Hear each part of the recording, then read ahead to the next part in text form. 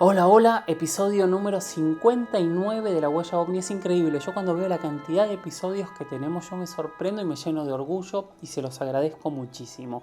Y gracias por acompañar, gracias por estar ahí, gracias por generar este espacio, por hacer las preguntas, por generar los debates, por contar historias en primera persona, por todo lo que ustedes hacen que realmente es la carne, es la estructura de este programa. Así que gracias a ustedes.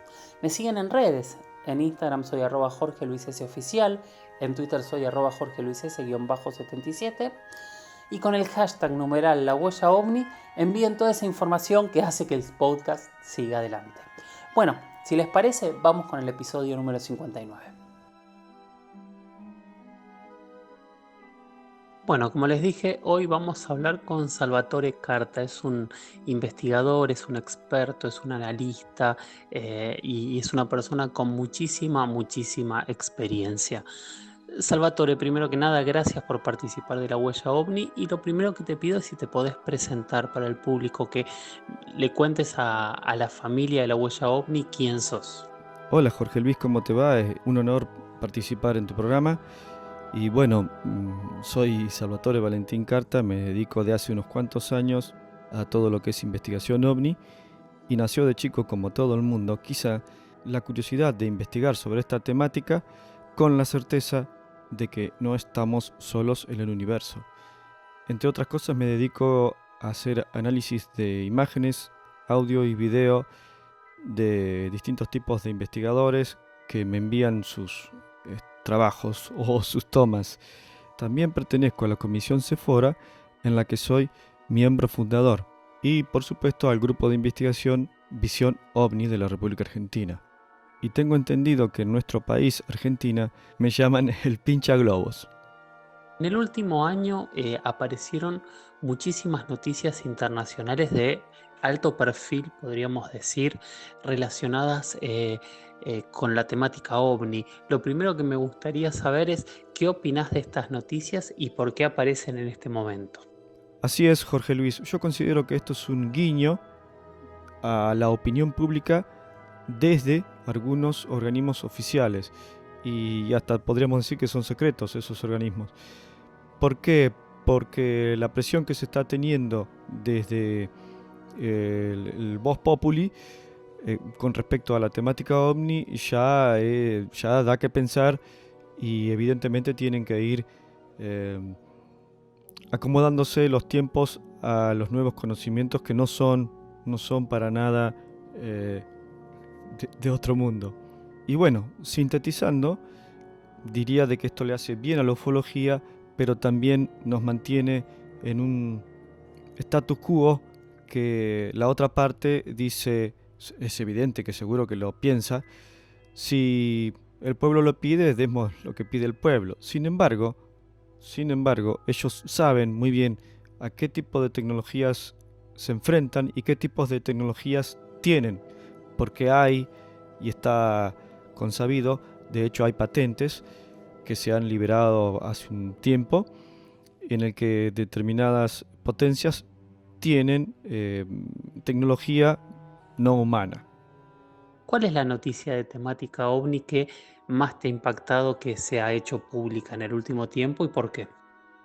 Bien, interesante pregunta, porque mm, hay varios puntos, se podrían tocar varios puntos, pero sin embargo no revestiría como noticia en sí, pero sí voy a considerar lo que está sucediendo o lo que viene sucediendo en el famoso rancho Skinwalker, en la que tenemos una serie de varios capítulos que las están transmitiendo por algún canal.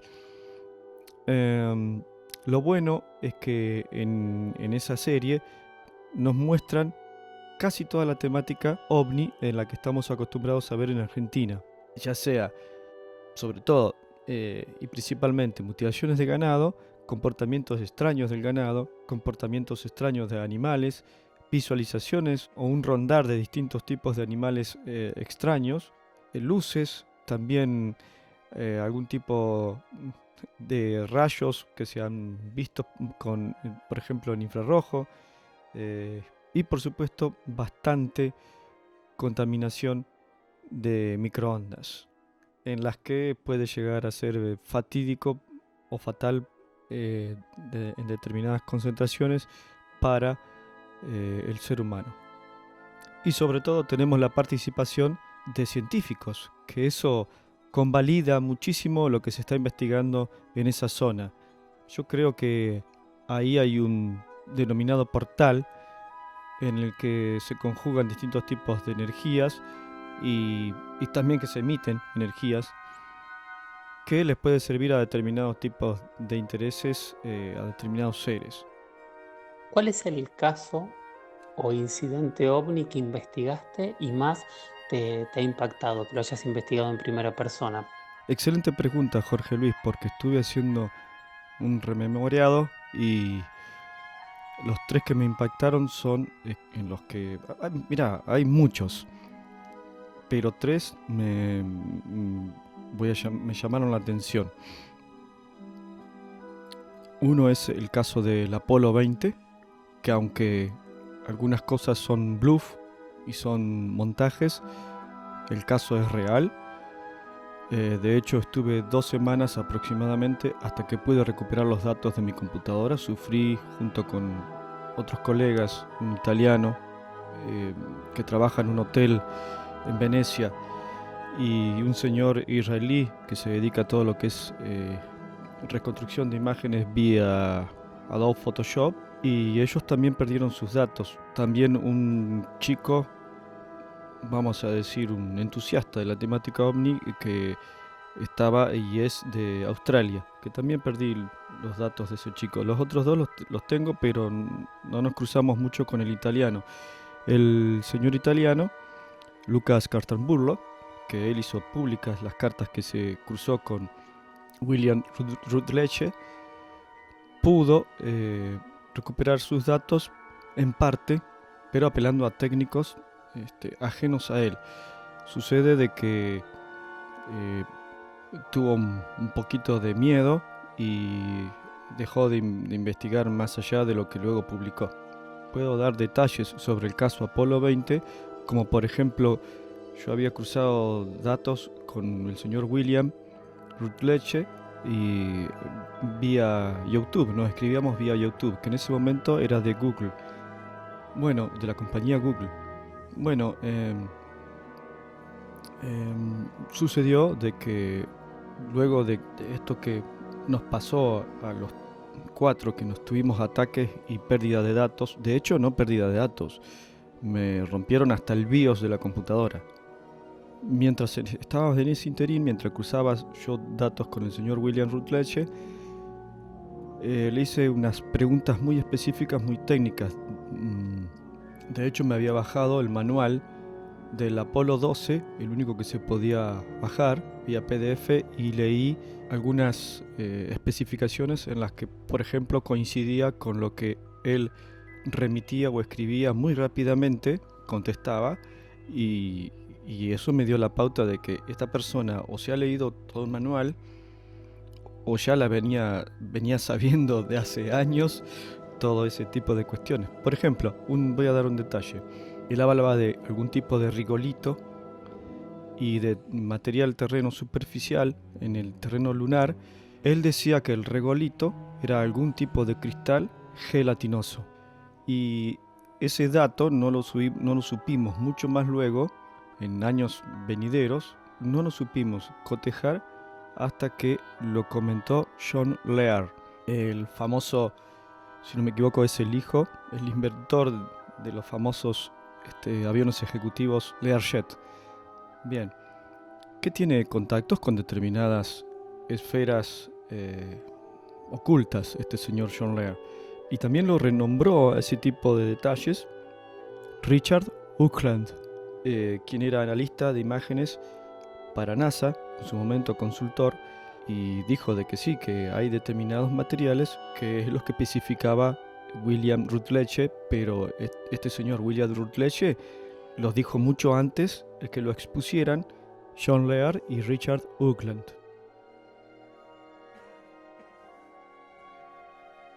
Luego también en 2006 me recuerdo el caso de la familia Rudolph. Eso no fue hecho público. Es muy parecido o reviste similitudes con lo sucedido al señor Dorado, de Jacinto Arauz, que también fue casi la misma época. Y bueno, lamentablemente perdí todo rastro de esta familia porque huyeron de donde estaban en un tambo modelo aquí al norte de Santa Rosa la Pampa.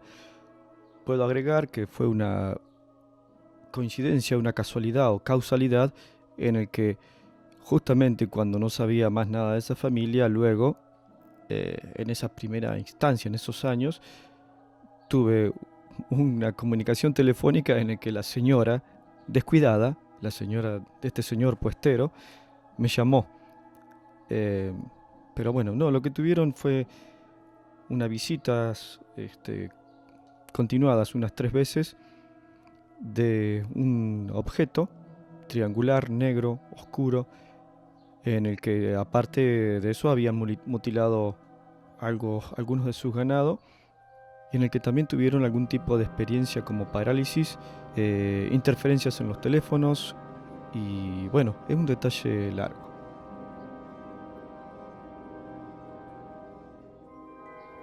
Otro caso traumático para quien lo sucedió fue una visita de dormitorio en el que una joven estaba durmiendo espalda con su hijo y entraron 2 seres por la ventana. Eso fue en enero de 2007.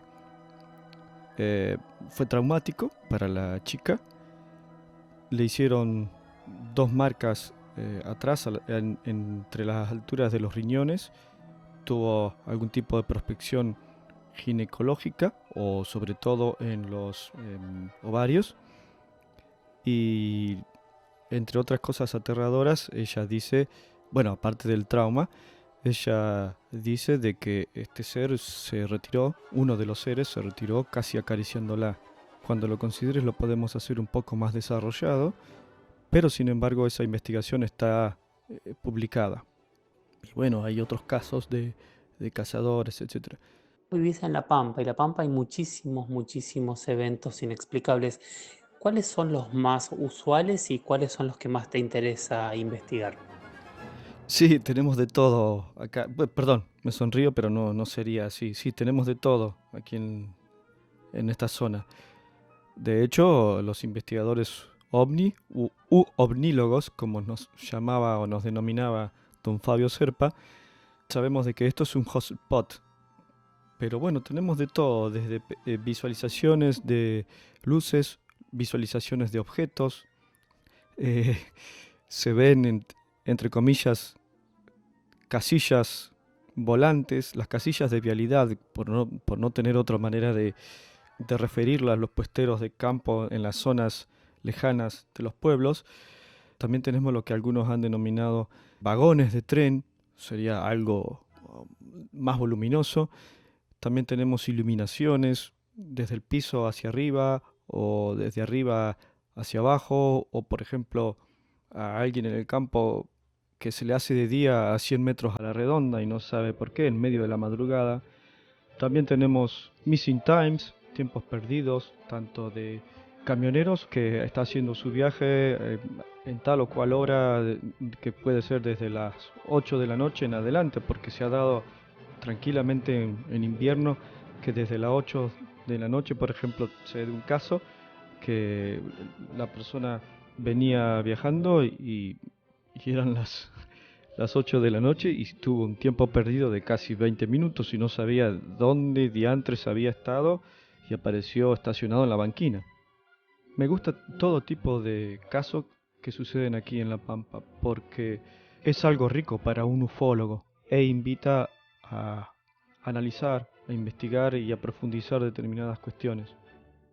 De hecho, en algunos casos uno puede dilucidar cuál fue el modus operandi que se repiten en otros casos, por ejemplo, del mundo. ¿Cuál pensás que es el caso investigado en Argentina más importante, con mayor cantidad de evidencia y por qué? Bien, está muy buena esa pregunta, porque casos hay muchísimos, desde, por ejemplo, Isla Decepción, el caso de Puerto Belgrano, si no me equivoco, y por supuesto el mejor documentado, porque está correlacionado y cotejado una y otra vez desde distintos ángulos. Aparte están las grabaciones del audio, por supuesto el caso Polanco o el caso Bariloche. Ese es el mejor documentado. Por cierto, tuve que analizar el audio y está lo más claro posible que se pudo en ese momento técnicamente. Son muchas horas de trabajo, pero bueno, siempre salen nuevas técnicas y nuevos software para atacar ese tipo de audios tan trillados, que en este caso lo habían grabado durante 3 copias distintas, por lo que puedo dilucidar. Otra cosa, cuando nos referimos a documentados, estamos también contemplando el cruzamiento de datos sobre el mismo suceso.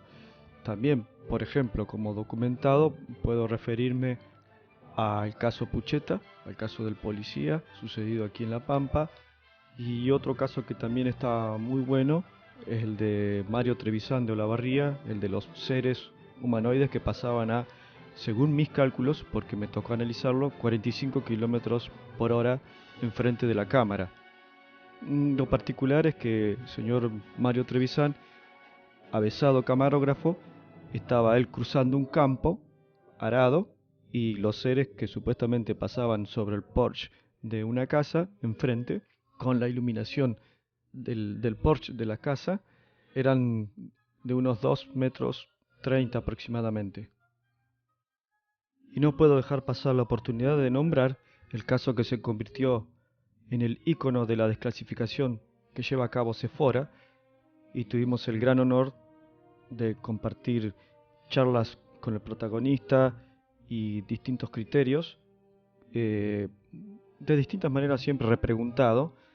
Me estoy refiriendo al caso de Ramón Flores, el piloto comandante, piloto instructor de vuelo, que se enfrentó, junto con otros 2 compañeros, se enfrentó a un objeto que se le vino encima. Tuvo que ser un tirabuzón. Desde los 1000 y algo de metros de altura llegó a los casi 300. Como detalle, cuando compartíamos una charla con Héctor, mientras yo le mostraba distintos tipos de análisis que tenía y que iba a realizar más adelante, le pregunté las características técnicas sobre su avioneta y llegamos a la conclusión de que el impacto que tuvo la luz de su avioneta con el objeto que se le enfrentó se realizó a unos 60 metros. ¿Qué pensás que son estos objetos que están volando sobre nuestras cabezas, los ovnis? Bueno, esa es una pregunta que tiene muchas respuestas. Desde la antigüedad lo llamaban Dijin, en algunas ocasiones lo llamaban Vimanas, en otras los ángeles, en otras diablos, en otras los carros de los dioses. Tenemos tantas acepciones sobre esos objetos y sus tripulantes. Yo pienso que en algún momento se llega a un grado de evolución en el que se pueden tener determinados vehículos. Justamente lo que vemos son vehículos, tripulados o no. No depende quizá a veces de nosotros ir a pedirle documentación a cada uno de estos ovnis que vemos, pero creería de que hace milenios estamos bajo observación de no se sabe qué seres, que pueden ser de distintos tipos de razas, ¿por qué no? De hecho, lo tenemos aquí abajo reflejado, ¿no? Ahora bien, esto es un fenómeno mayormente esquivo, que a veces no nos deja ni siquiera filosofar, pero si puedo lucubrar algo en mi pobre desarrollo, creería que es mayormente engañoso desde ciertos aspectos para con la raza humana. Sin embargo, tenemos que estar alertas y coherentes en lo que investigamos. Una persona que quiere investigar, que quiere seguir el camino que hiciste vos, ¿qué le recomendás? ¿Qué es lo que debería hacer? Qué pregunta. Perdón, no qué pregunta. Qué respuesta difícil. En la ufología te van a golpear, te van a golpear, te van a seguir golpeando, te van a poner a prueba 1001 veces, pero lo importante sobre todo cuando uno se dice investigador es justamente eso, tiene que investigar. ¿Y cómo se aprende? De los antiguos, de aquellos que hicieron sus primeras investigaciones, leyendo, aprendiendo, buscando respuestas y teniendo la plena seguridad de que hay que mirar con lupa todo, porque un error cuesta caro. En el ambiente ufológico sabemos de que están los detractores, los ufólogos de verdad, los de búnker, los pisabrotes y todos aquellos que también tiran para su quintita. Y esto no es así, no es así. Yo siempre dije que mi concepto de la ufología era la que tenía D'Artagnan. Todos para uno y uno para todos. Por eso me formé y voy ayudando a cualquiera que lo necesite. Lamentablemente pierdo a veces muchísimas horas de vida y pocas horas de trabajo genuino. Lo que hoy en día me redunda en un magro bolsillo. Pero bueno, esto es lo que elegí y donde tengo oportunidad lo aplico. La ufología para mí es un crisol de ciencias que implica desde la metalurgia avanzada, la física cuántica, matemáticas, la genética, la geología, la óptica y tantas nobles ciencias, ¿no? Algunos investigadores se quedan en la lucecita, otros ahondan en lo que serían determinados objetos, otros investigan un poco más allá en las huellas físicas que tienen nuestros compañeros humanos, y otros un poco más profundo que ya roza lo espiritual, ya, pero hay que saber de qué lado pararse, ¿no? A la hora de hacer públicas algunos criterios. Por ejemplo, puede haber investigadores que teniendo 30 y algo de años a cuesta haciendo lo que consideran necesario, se encuentran con que la foto, entre comillas, que tienen ellos era simplemente una pelusa en el aire y no quieren dar brazo a torcer. Sin embargo, ahí están las pruebas.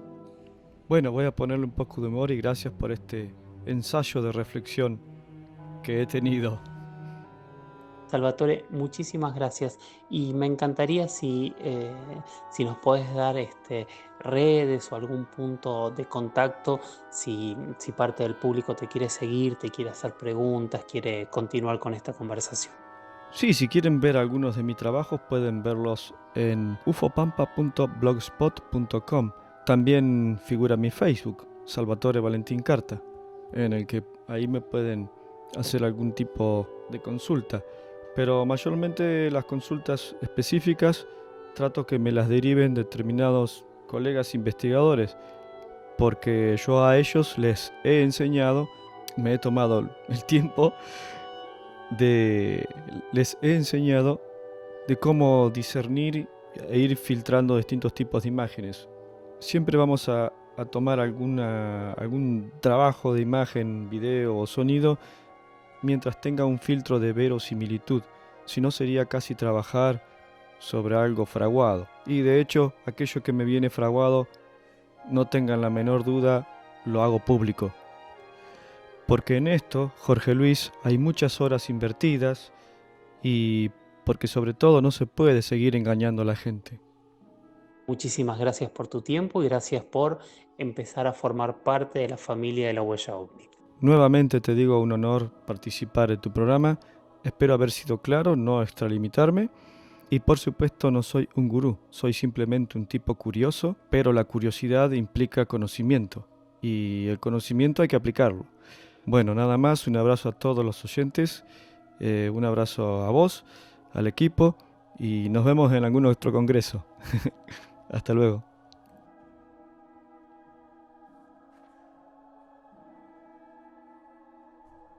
Gracias por haber llegado hasta acá, a punto de cumplir los 60 episodios. Muchísimas, muchísimas gracias por acompañarnos en cada uno de estos pedacitos de charla, en estas tertulias, en estos debates, en estas entrevistas, en estos espacios que pueden incluso no estar de acuerdo, porque es muy valioso estar y no estar de acuerdo. Acá lo importante es empezar a generar herramientas para que cada uno tome lo que le sirve, para que cuando miremos al cielo empezamos de a poquito a entenderlo de otra manera. Cuando nos hagamos esas preguntas de a dónde venimos, a dónde vamos, de dónde se generó esta cultura, por qué miramos a las estrellas, qué hay en las estrellas, podemos tener como pequeñitas herramientas para llegar a conclusiones. Es dificilísimo, el universo es gigante y las preguntas son infinitas. Pero también yo creo que esas preguntas son la fascinación que tenemos todos los que amamos estas temáticas, ¿no? Yo creo que la certeza en estos temas nos mataría un poquito la pasión. Bueno, muchísimas gracias por haberme acompañado y nos escuchamos en la próxima. Chau, chau.